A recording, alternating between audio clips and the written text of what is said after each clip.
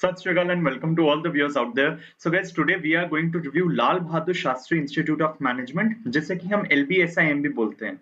Well guys, जब भी हम MBA colleges की लिस्ट बनाएं और IIMs and IITs के बाद top notch Indian MBA colleges को सर्च करते हैं, तो LBSIM का नाम भी उस लिस्ट में जरूर शामिल होता है.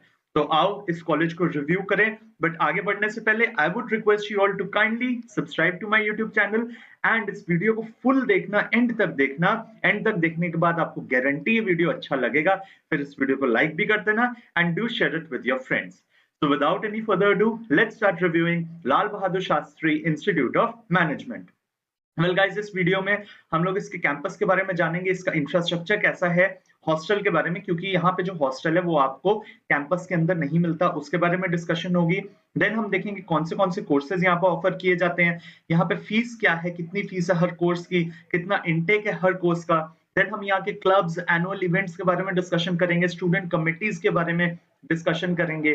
फिर बताऊंगा आपको यहाँ पे क्या प्लेसमेंट्स जा रही हैं एंड क्या समर इंटर्नशिप्स की प्लेसमेंट्स है, कौन से टॉप रिक्रूटर्स हैं यहाँ पर, कौन से कंपनी से आपको लोन मिल सकता है LBSIM में पढ़ने के लिए, जहाँ पे इंटरेस्ट रेट बढ़िया रहेगा, आपके फायदे का रहेगा. एंड लास्ट में बात करेंगे अंदर की बातें and should I consider it और not. So guys, let's start with reviewing its infrastructure. Campus की अगर मैं बात करूं तो it was established by Lal Bahadur Shastri educational trust in 1995. तो काफी ज्यादा पुराना वेल एस्टैब्लिश्ड कॉलेज है एंड इसका एड्रेस मैंने दे दिया. It is situated in Dwarka sector में, सेक्टर 11. तो काफी अच्छी जगह पे लोकेटेड भी है. एंड ओवरऑल अगर इसके कैंपस को हम मार्क्स दें तो रिव्यू करने पे 7.5 ऑन 10 दिए जाएंगे, क्योंकि कैंपस बहुत बड़ा नहीं है, इंफ्रास्ट्रक्चर ठीक है, बहुत अच्छा भी नहीं कहा जाएगा. जैसे लास्ट मैंने अभी वीडियो डाली केजे सुमाया की, तो उसमें मैंने आपको बताया बहुत बढ़िया कैंपस, सब कुछ बहुत बढ़िया, अराउंड 60 एकर्स का वो कैंपस है. अगर आपने केजे सुमाया की वीडियो नहीं देखी है तो काइंडली ऊपर मैं आई बटन में लिंक दे रहा हूं, आप वहां से देख लो, या फिर सीधा MBA कॉलेज रिव्यू प्लेलिस्ट में जाके भी मेरी आप केजे सुमाया को देख सकते हो.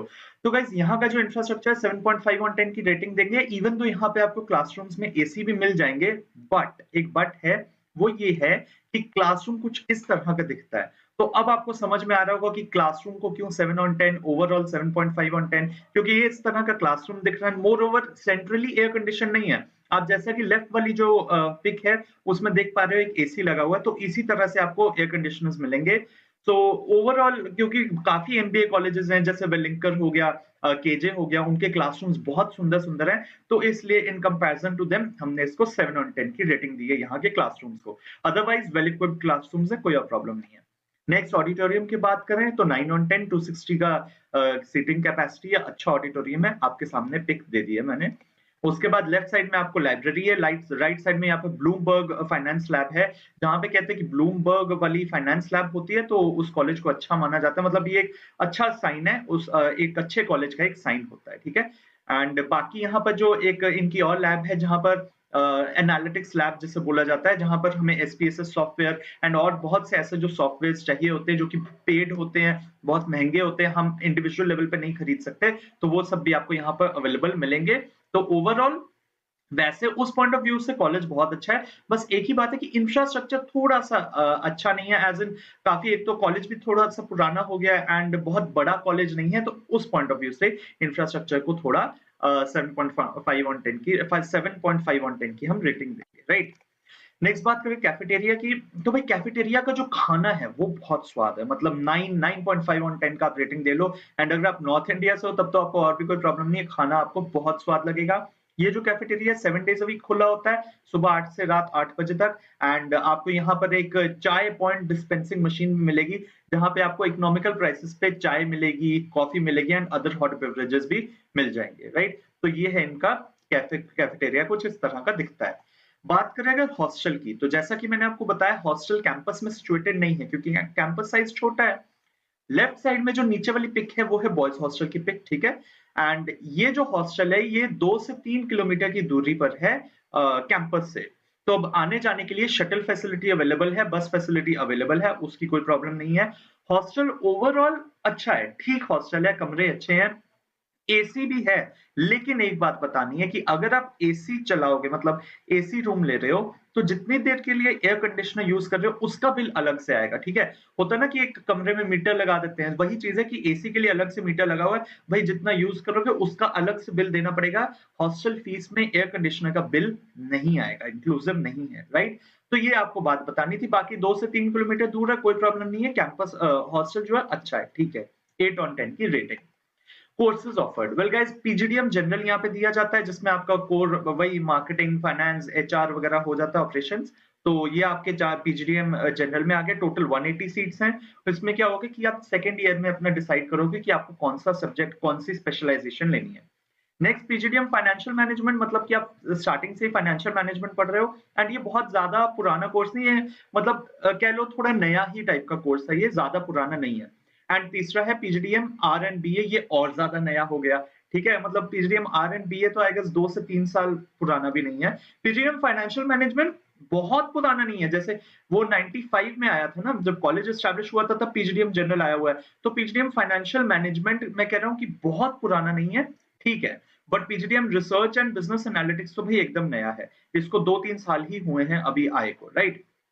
और नेक्स्ट अगर मैं बात करूं एडमिशंस प्रोसेस की, तो बस यहाँ का जो एडमिशंस प्रोसेस है उसमें सबसे पहले आपको 2 एग्जाम से यहाँ पे एडमिशन मिलेगा। एक है आपका कैट, एक है आपका जीमैट। एक बात, जब भी आप अप्लाई कर रहे हो, आप जौन से जिस भी सेमेस्टर में हो अपने, मान लो आप बीटेक कर रहे हो तो आप 8th फाइनल सेमेस्टर में होगे। आपके फाइनल सेमेस्टर से पहले तक आपके 50% मार्क्स होने चाहिए ग्रेजुएशन में उस टाइम, मतलब 7th सेमेस्टर तक आपके 50% मार्क्स होने चाहिए, तभी आप एलिजिबल हो यहाँ पे अप्लाई करने के लिए, ठीक है। उसके अलावा कैंडिडेट्स को कैट एंड जीमैट स्कोर के बेसिस पे शॉर्टलिस्ट किया जाता है, और उनके थोड़ा सा वर्क एक्स वगैरह भी देखा जाता है, प्रायर एकेडमिक परफॉर्मेंस भी बहुत देखी जाती है। एंड प्रायर एकेडमिक परफॉर्मेंस का एज सच 60% ही हर जगह कट ऑफ जाता है, ठीक है। एंड उसके बाद ग्रुप डिस्कशन होगा। एक्सटेम्पोर भी करवा लेते हैं, कई बार क्या होता है कि आपका केस स्टडी भी करवा लेते हैं, तो इस बार के लिए उन्होंने एक्सटेम्पोर लिखा है, ठीक है। उसके बाद रिटन एनालिसिस टेस्ट, जैसे वैट बोला जाता है, एंड देन पर्सनल इंटरव्यू।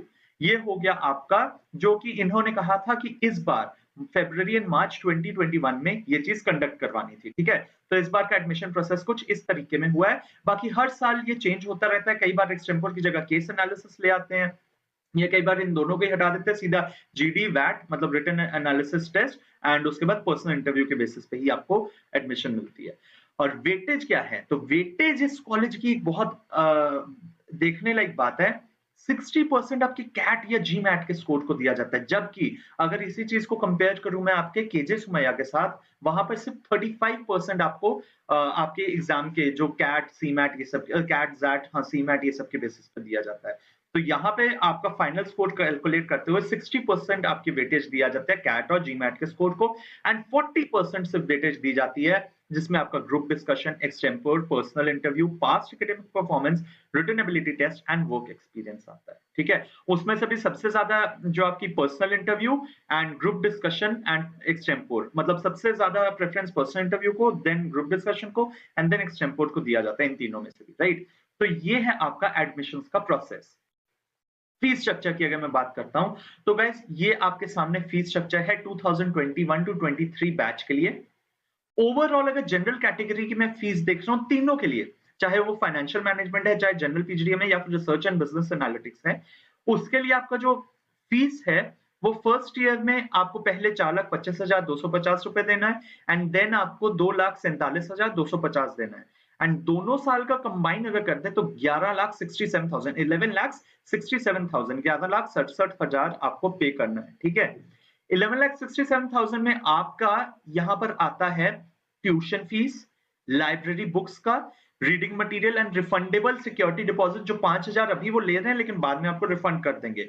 लेकिन मैनेजमेंट ग्रिड कंट्रीब्यूशन 30,000 का, एंड एलुमनाई फी ये पे आपको करना है in addition to above fees. मतलब ये याद रखना कि 37,000 रुपीज इस 11,67,000 के अलावा आपको और पे करना है, राइट। उसके बाद एक आपको एग्जामिनेशन फीस 5,000 का, वो भी 4 इंस्टॉलमेंट्स में पे करना है, 4 इक्वल इंस्टॉलमेंट्स में, ठीक है, वो आपको बाद में पे करना है। अब अगर बात करें हॉस्टल फीस की, तो भाई 3,30,000 आपकी हॉस्टल फीस है। ये आपकी 3,30,000 आपकी हॉस्टल फीस है दोनों साल की।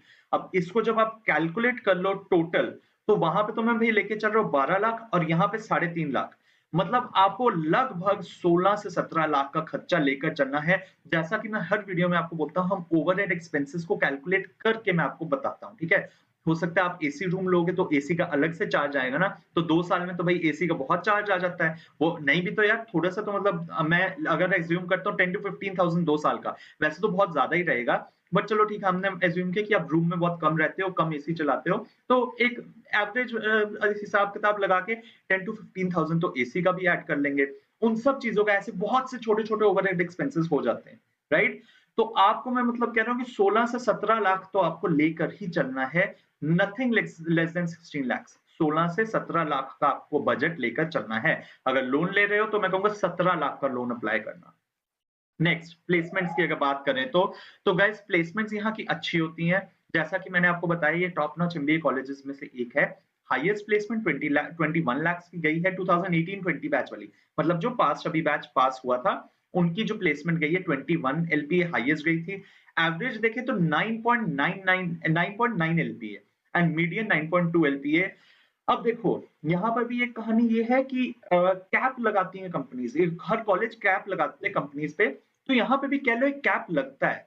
7 के आस-पास लाख का कैप लग जाता है, बट हाँ, अगर कोई कंपनी बहुत अच्छा रोल लेके आ रही है एंड वो 7 से कम का भी पैकेज दे रहे हैं, तो बहुत कम ऐसे चांसेस होते हैं कि उसको भी अलाउ किया जाता है, बट देन 7 के आस-पास का एक कैप लगा होता है, तो which is a very good sign of a very good college, ठीक है? Which is a very good sign कि ये कॉलेज बहुत अच्छा है। तो आप यहाँ पर अगर जा रहे हो, तो आप एक्सपेक्ट करके चलो कि भई आपको 10 लाख के आस-पास का तो पैकेज मिलेगा ही मिलेगा, प्रोवाइडेड आप अच्छा परफॉर्म कर रहे हो। 10 से ऊपर का ही इनफैक्ट मिलेगा, ठीक है? अब यहाँ पे आपको बताऊँ, टोटल नंबर ऑफ ऑफर्स 305 आई थी, ठीक है? Companies which visited their campus 87 companies आई थी। एंड यहाँ पर एफएमसीजी में 7% प्लेसमेंट्स हुई थी सेक्टर में, इंजीनियरिंग एंड ड्यूरेबल्स में 7% हुआ था, रिसर्च एंड कंसल्टेंसी में 36% हुआ था, बीएफएसआई में 27%, IT and ITES 17% and others 6%। अब एक सवाल जो आपके दिमाग में आएगा कि भाई क्या ये PGDM general, PGDM financial management उन सब का ये तीनों का जो प्लेसमेंट है, वो क्या अलग-अलग होता है? जी नहीं, वो प्लेसमेंट अलग-अलग नहीं होता। It comes under one umbrella.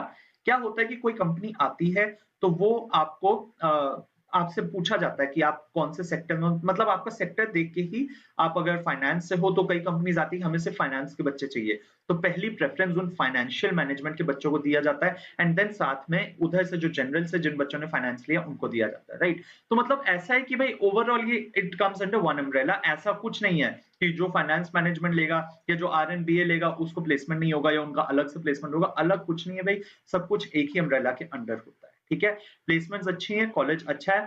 Comparison में अगर मैं बोलूँ तो केजे सुमाया के पास एक ज़्यादा अच्छा एज है, ठीक है? प्लेसमेंट पॉइंट ऑफ व्यू से भी।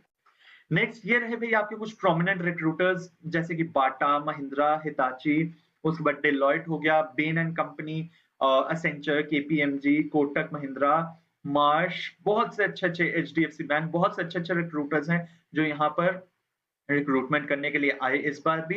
एंड अगर समर इंटर्नशिप्स की बात करूँ 2019-21 बैच की, तो भाई उनका जो मैक्सिमम स्टाइपेंड है 89,000 है। बट कई-कई मतलब कुछ सोर्सेज़ ये भी बता रहे हैं कि 1-2 बच्चों को आई गेस 1 लाख प्लस का भी एक स्टाइपेंड मिला था, ठीक है?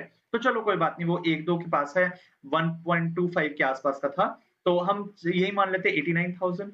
नेक्स्ट एवरेज स्टाइपेंड बट ये एकदम सही है, ये कोई इन्फ्लेटेड नहीं है, एकदम सही है 20,500 पर मंथ। हाँ, ये 89,000 पर मंथ है, ठीक है? एंड वो 1 लाख प्लस जो मैं बोल रहा हूँ, वो भी पर मंथ लिखा हुआ था। नेक्स्ट आपके सामने मैंने सेक्टर बता दिया कि कैसे-कैसे इन्होंने किस-किस सेक्टर में बच्चों को मिला, मतलब अगर हम बात करते हैं कि ई-कॉमर्स में तो सिर्फ 4% ई-कॉमर्स में एसआईपीज़ लगी है, 4% बच्चों को ई-कॉमर्स में एसआईपी लगी है। 29% आपकी लगी है रिसर्च एंड कंसल्टेंसी में, तो इस वे में आप देख सकते हो एफएमसीजी में 16% लगी है। तो ये रहा, और राइट साइड में आपको मैंने दिखा दिया कि कौन से कंपनीज आई थी जहां पर समर इंटर्नशिप्स मिली हैं। अगेन जैसे आपका केपीएमजी आ गया, अब केपीएमजी वहां पर भी है प्लेसमेंट्स के लिए भी, यहाँ पर भी मोस्टली कंपनीज ऐसा करती हैं। कुछ ऐसी हमारे हर कॉलेज की कुछ पक्की कंपनीज होती है जो एसआईपी के लिए भी आती हैं एंड आपकी फाइनल प्लेसमेंट के लिए भी आती हैं। तो यहाँ पर भी अगर आप लिस्ट देखो, एक बहुत अल्फाबेटिकल ऑर्डर में दिखाया गया, तो आप जितनी भी अच्छी कंपनीज देख सकते हो, नाम सोच सकते हो, वो अच्छी कंपनीज यहाँ पर आती हैं, राइट? तो उस पॉइंट ऑफ व्यू से भी कॉलेज अच्छा है। नेक्स्ट बात करते हैं स्पोर्ट्स फैसिलिटीज की। तो इनके पास अपना स्पोर्ट्स ग्राउंड नहीं है, जैसा कि आपको मैंने पहले ही बता दिया, इनका इंफ्रास्ट्रक्चर छोटा है। तो institute has facilities for indoor games such as chess, carrom, chess हो गया, कैरम एंड टेबल टेनिस हो गया। कैंपस के पास एक वेल इक्विप्ड जिम्नाजियम भी है, ठीक है। और फिजिकल एक्सरसाइज के लिए the institute has corporate membership of DDS sports complex Dwarka में, एंड उसकी facilities are utilized for conducting various outdoor sports events from time to time. जैसा कि आपको यहाँ पे पिक्चर्स दिख रही हैं आउटडोर स्पोर्ट्स इवेंट्स की, तो ये outdoor sports events DDS sports complex Dwarka में है, वहां पर किए जाते हैं। इसके साथ जितना मुझे पता चला और एक दो कॉलेजेस हैं, एक दो नहीं काफी और कॉलेजेस हैं जो डीडीएस स्पोर्ट्स कॉम्प्लेक्स द्वारका में ही वो भी उसको उस जगह पे अपने आउटडोर स्पोर्ट्स को इवेंट्स को कंडक्ट करवाते हैं, ठीक है। तो ये हो गया आपका स्पोर्ट्स फैसिलिटीज के बारे में। नेक्स्ट बात करते हैं एकेडमिक क्लब्स की एलबीएसआईएम में। तो जेनेसिस इनका मार्केटिंग क्लब है, फिनेसे इनका फाइनेंस एंड इकोनॉमिक्स क्लब है, सेलिब्रेट स्ट्रेटेजिक क्लब है, Eureka operations and systems club है, एंड रिदम इनका एचआर क्लब है। नॉन एकेडमिक क्लब्स भी यहाँ पर है, जैसे media and communication, entrepreneur cell, प्लिथॉस जो इनका डिबेटिंग सोसाइटी। इसके अलावा बहुत बहुत ढेर सारे और क्लब्स हैं, नाम मैंने मेंशन नहीं किया, बस आपको जिस्ट देने के लिए मैंने यहाँ पे कुछ कुछ क्लब्स का नाम लिखा है, एंड मेनी मोर। मतलब जितने आपको यहाँ पे डॉट्स दिख रहे हो उससे काफी ज्यादा और आपको इस कॉलेज में क्लब्स वगैरह मिल जाएंगे जिसमें कि आप जिन्हें कि आप ज्वाइन कर सकते हो। लास्ट में बात करूं लोन की, तो आपको यहाँ पे 4 जगहों से इजीली लोन मिल सकता है, Avanse, Auxilo, Axis bank and HDFC Credila financial services limited, ठीक है। एचडीएफसी क्रेडिला से आप इसको अच्छे से जानते हो। तो ये 4 जगह से आपको लोन मिल सकता है, अच्छे इंटरेस्ट रेट पे मिलेगा। मैं तो कहूंगा चारों जगह से पता करो एंड उसके बाद डिसाइड करना कि आपको कहाँ से लोन लेना है। हाँ, इसके अलावा भी अगर आप चाहते हो तो आप और जगह को भी सर्च कर सकते हो, बट देन ये कॉलेज की तरफ से रिकमेंडेड जगह है, ठीक है। अंदर की बातें and should I consider it और नॉट। वेल गाइस, अंदर की बातों में सबसे पहली बात ये है कि कुछ लोग कहते हैं कि भाई यहाँ पर ना जो स्टूडेंट्स दिल्ली में ही रहते हैं तो उनके लिए ये है कि वो डे स्कॉलर की तरह है, मतलब उन्हें कंपलसरी नहीं है हॉस्टल लेना। तो कुछ लोग बोलते हैं कि भाई फिर तो ये फुल्ली रेजिडेंशियल प्रोग्राम नहीं हुआ, तो क्या ये अच्छा रहेगा? भाई आपको उससे कोई लेना देना नहीं है। कैंपस अगर छोटा है कोई प्रॉब्लम नहीं है, आपको कैंपस अल्टीमेटली प्लेसमेंट दिलवा रहा है ना, अच्छी प्लेसमेंट दिलवा रहा है, 10 लाख के ऊपर की प्लेसमेंट दिलवा रहा है, तो according to me it's a good deal to go. हाँ, अगर आपके पास केजे है, टैपनी, एलबीएसआईएम ये 3 है, तब आपको थोड़ा सोचना है कि किस में जाना है। बट देन अगर आपके पास सिर्फ एलबीएसआईएम है, और अगर मुझे आप पूछो LBSIM and Welingkar, then I would suggest LBSIM, ठीक है। उसके बाद इसका अगर खाने का मैं बात करूँ, खाना इनका काफ़ी अच्छा है, एंड जो स्पेशली नॉर्थ इंडिया से हैं, जो सेंट्रल इंडिया से भी हैं, आपको भी खाना यहाँ पे अच्छा मिलेगा। साफ-सफाई रहती है।